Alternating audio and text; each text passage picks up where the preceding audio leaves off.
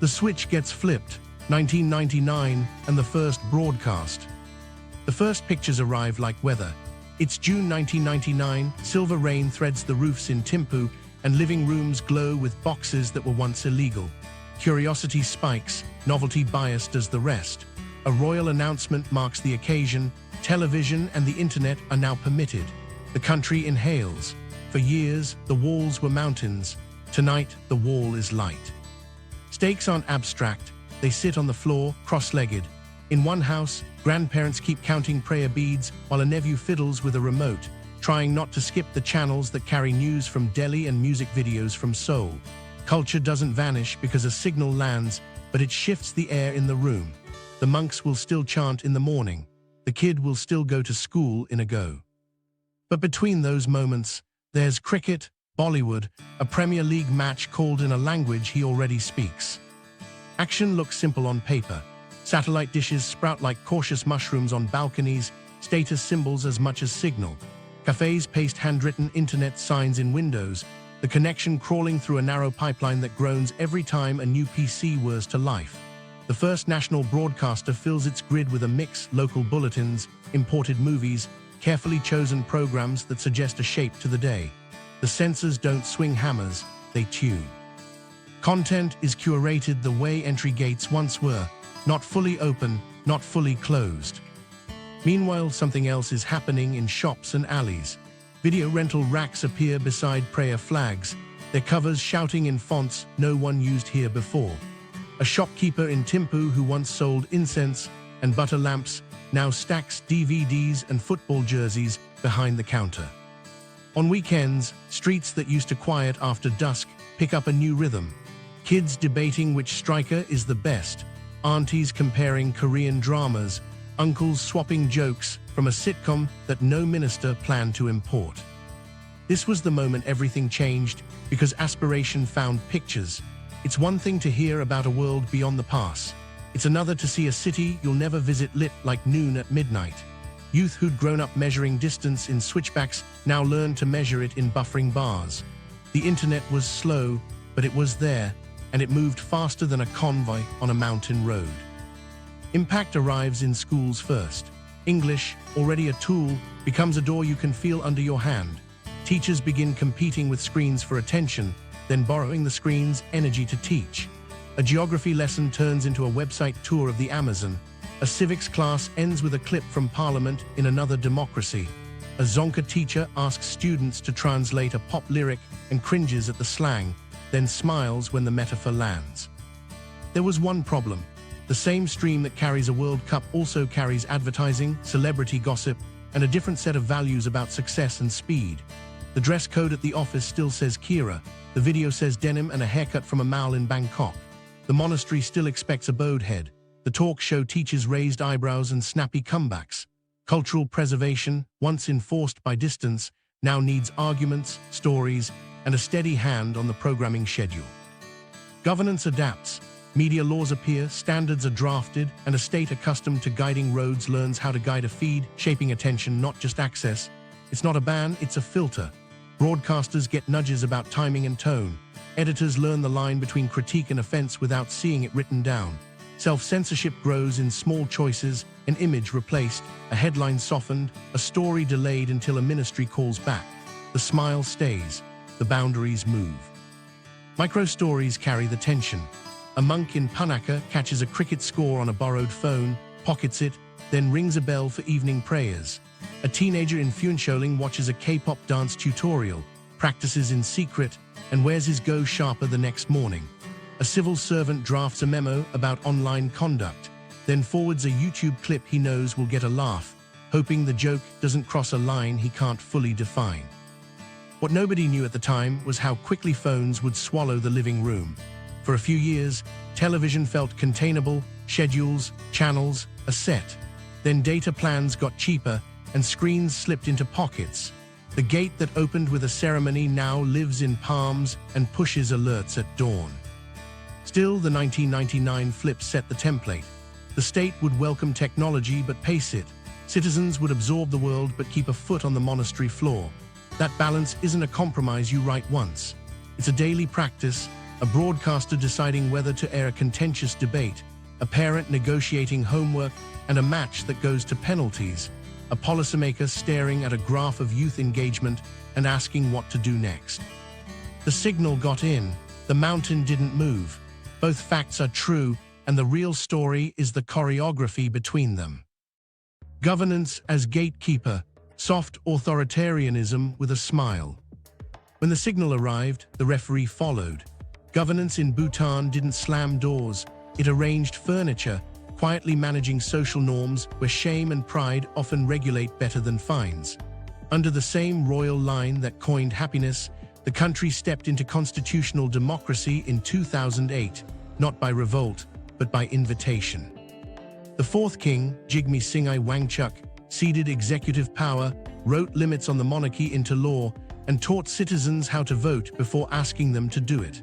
Then his son, Jigme Kesar Namgyal Wangchuck, took the throne with a mandate that sounded paradoxical: protect change from chaos. Stakes lived in quiet rooms. A nation with many languages needed a common voice. A state with sacred sites needed secular rules that respected them. If cohesion frays, the terrain that once helped unify becomes a set of echo chambers, valley by valley, the answer wasn't force, it was choreography. Keep the rituals visible, keep the debate orderly, keep the center kind. Action looked like norms, not knocks. Dress codes weren't nostalgia, they were policy. In ministries, courts, and schools, men wear the go, women the kira. It isn't a costume, it's a daily handshake with identity. The national language, Zonka, holds priority in public life even as English powers exams and jobs. Civil servants learn to greet in Zonka, brief in English, and switch without announcing it. These choices seem small until you imagine them gone. Meanwhile, something else shaped the mood. Elections arrived with referees trained by the palace. Two major parties emerged and traded power. Cabinets turned over, the sky didn't fall. The monarchy's popularity didn't dip because it stepped back with grace and stepped in only for the long arc: education reforms, land redistribution, disaster relief. Legitimacy stopped being a claim and became a habit. That habit made soft boundaries easier to keep. But there was one problem: boundaries need enforcement even when everyone smiles. Soft power relies on social proof. When a few break ranks, the norm weakens fast. Media houses, small, underfunded, proud, learned the perimeter by feeling for it. Nobody banned investigative reporting, nobody needed to. A critical headline might wait for context. A hard-edged editorial might soften in the second draft. Journalists traded notes on which ministries returned calls and which didn't, on when to push, on how to phrase a question without sounding like an attack. The result wasn't silence, it was a lower volume with fewer spikes. Civic rituals filled the space where shouting might have gone. National Day speeches stitched history to policy. Clean elections, campaigns taught voters to say no to gifts without making a scene. Students stood straighter on Mondays while the flag rose and the anthem carried across schoolyards. These moments weren't propaganda, they were glue. They told a country hurtling through exams, remittances, and roadworks that it was still one thing. Micro-stories keep the texture honest. A district officer straightens his go and leads a consultation on a bridge realignment. Elders thank him in Zonka, and he answers in the same language before switching to English for an engineering detail. A young reporter drafts a piece about a procurement dispute, calls 3 sources, then waits for a 4th because running it without balance feels risky. A TV producer chooses a panel on youth jobs, invites a minister and an entrepreneur, and leaves a labor organizer off the list, not by order, but by instinct. Good governance, the 4th pillar, earned its name by being visible when it counted. The 2008 Constitution capped royal prerogatives, set term limits, created an independent election commission, and wrote forests into law. Courts took on cases that once would have stalled in corridors. Parliament televised debates, awkward at first, then sharper, always respectful. The point wasn't to mimic a louder democracy, it was to grow one suited to thin air. Still, governance as gatekeeper had to manage heat. Online spaces raised the temperature a few degrees. Diaspora voices, less bound by courtesy, pushed on topics that felt sensitive at home: land, loans, favoritism. The state responded with guidelines and occasional warnings. Defamation remained on the books. A few cases reminded everyone of the line. Most days, the line held because people chose to hold it. Here's where it gets complicated. Soft authority works when trust is high and delivery is steady. It frays when jobs lag, when debt headlines multiply, when a friend posts from Sydney with a salary that's hard to ignore. The same tone that calms in crisis can feel like hush in frustration. A graduate wants clearer answers, not just courtesies. A hotelier wants a policy tweak, not a proverb. And yet the model keeps buying time. In a region where rage often sits just below the news ticker, Bhutan's public sphere feels like a mountain river, controlled, channeled, occasionally flooding, rarely poisoned. Ministers resign when storms hit their portfolios. Apologies happen in full view. The palace appears at funerals and landslides, not rallies. Authority remains intimate enough to be human and distant enough to be stable. What nobody knew at the time was how much that stability would cost in optionality. When a government calculates risk, it prefers the known. Hydropower buyers you can call, tourists you can count, institutions you can lean on. But youth don't plan in 5-year chunks. They decide in DMs and deadlines, and they vote with plane tickets. Governance can gatekeep the flow of information and the pace of policy, but it can't gatekeep the restlessness of a generation raised on broadband. This was the moment everything shifted a degree. The smile stayed, the gate kept working, and pressure began to leak where gates don't reach: the economy. Hydropower dreams, dependency reality. Follow the river and you'll find the plan, and the cognitive trap. Big, visible projects, dams win attention over smaller, distributed bets, startups, microgrids, because of salience. Bhutan's water falls fast, dropping from ice to paddies in a few tight miles. Engineers saw megawatts in every gorge. Ministers saw schools lit without diesel. Neighbors saw a steady export that fit neatly on a shared grid. Hydropower felt like destiny written in gradient. Build dams, sell electricity to India, fund happiness with a river's gravity. Stakes were personal and national at once. If rivers became revenue, the state could pay teachers, stock clinics, and pave hairpins without courting smokestacks. If the bet went wrong, if costs rose, if timelines slipped, if a single buyer squeezed, then debt would sit like moss on every budget line. Villages in future reservoir zones waited for notices. Young men eyed construction sites for jobs. Banks watched interest clocks. Action started with surveys and blast caps. Chukka, then Tala, then Mangdechu, names that became shorthand for entire eras of optimism. Indian public sector firms arrived with blueprints and teams. Concessional loans followed. Joint ventures set tariffs that assumed smooth monsoons and predictable politics. Roads widened to carry turbines the size of buses. Tunnels ate into slopes. Camps appeared where only herders had known the stars.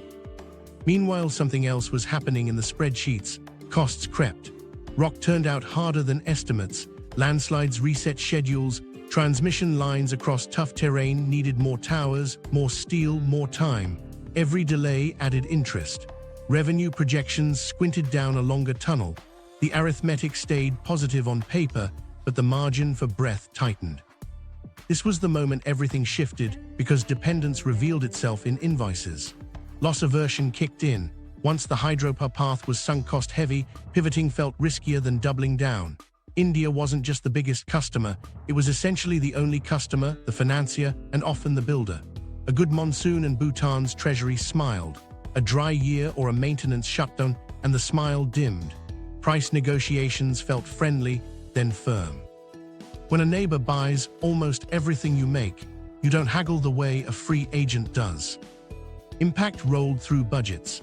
Hydropower came to dominate foreign earnings, concentrating hope in a few canyon walls. Other sectors watched as attention, talent, and credit flowed to concrete. A young entrepreneur with a software idea struggled to compete with salaries at a dam project. A farmer asked whether the feeder road to her terraces would come before the next turbine convoy. Ministers suddenly spoke two timescales: fiscal years for everything else, commissioning dates for power. Micro-stories carried the weight. A family in a hillside hamlet packed pots into sacks as surveyors marked a future shoreline. Compensation was promised, a relocation site sketched, jobs suggested, months stretched. The father worked as a day laborer at the site, walking past his old fields each morning under new dust. The kids learned a new route to a different school, their friendships reset by a reservoir's edge. The electricity that would later hum into cities felt abstract in a kitchen lit by a single bulb. But there was a reason the bet made sense. Hydropower is clean, domestic, and hard to steal. Dams don't import coal. Turbines don't cough. Bhutan's carbon math stayed saintly even as lights brightened. In a region of brown air that mattered.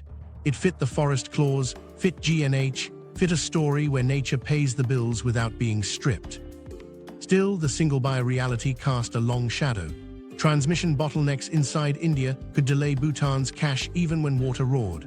Policy shifts across the border, subsidies here, market reforms there, reached into Thimphu's treasury without crossing a line on a map.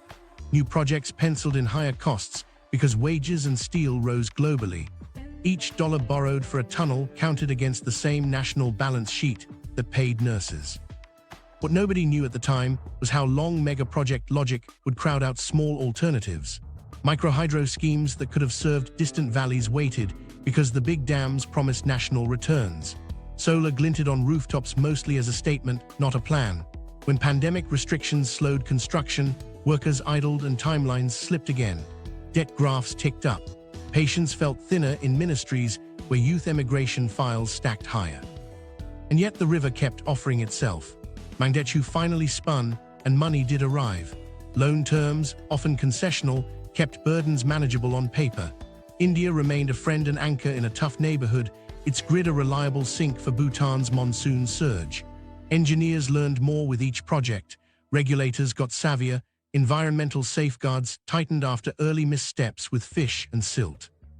Here's where it gets complicated. Hydropower stabilizes what it also narrows. The state can project steady revenue in good years and plan clinics and classrooms accordingly. But a development model leaning on a handful of canyons becomes exquisitely sensitive to shocks. A landslide in one valley, a policy pivot next door, a monsoon that arrives late. Meanwhile, graduates fluent in code and marketing don't see themselves in hard hats and boots.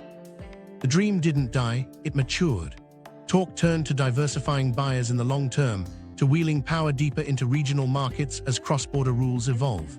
Officials floated adding solar to complement dry season flows, modernizing grids, and nurturing industries that use clean power at home, data services, cold storage, even carefully chosen manufacturing.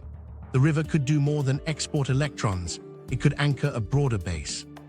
But there was one problem a turbine can't solve: time. Every dam takes years, every loan decades, while youth make decisions in months. Hydropower funds happiness in theory, in practice, it pays salaries after a commissioning ceremony. In the gap, a plane to Melbourne beckons. The river's gravity is steady, the humankind is. The youth question: emigration, unemployment, expectation. The river could wait for turbines, youth couldn't. In coffee shops in Thimphu and classrooms in Jelefu, the timeline felt off by a decade. Degrees stacked up business, nursing, IT, while vacancies sat thin on job boards. Employers wanted experience, graduates had transcripts. The state offered training schemes and placements, contracts ended, the search restarted. Patience, once a national virtue, began to feel like a tax only the young paid. Stakes weren't abstract, they were calendar dates. IELTS test slots sold out weeks ahead. Agencies booked halls to brief families on pathways to Australia, Canada, Japan. A nurse in her 20s sold her car to fund fees and flights, telling herself it was a bridge, not a goodbye. A teacher counted service years toward pension and still printed a visa checklist. Parents nodded in support and checked exchange rates after dinner. Action moved fast once a path became a pattern. Mimetic desire, seeing peers succeed abroad, turned individual choices into a crowded exit lane. English medium schooling, already a ladder, turned into a runway. Social media looped success stories, cousins landing in Perth, roommates sharing rental hacks in Brisbane, remittances hitting bank accounts back home. A WhatsApp group could move a cohort across oceans in a season. Agencies multiplied, some diligent, some opportunistic, promising placements and processing. Exam centers buzzed, courier counters stacked documents stamped urgent. Meanwhile, something else was happening in offices and shops. Businesses struggled to hold staff long enough to train them. Hotels reopened from the pandemic to find their best receptionists gone. Clinics juggled rosters. Restaurants cut hours or raised wages and still watched baristas leave after 6 months with a farewell cake and an Australia flag emoji on Instagram.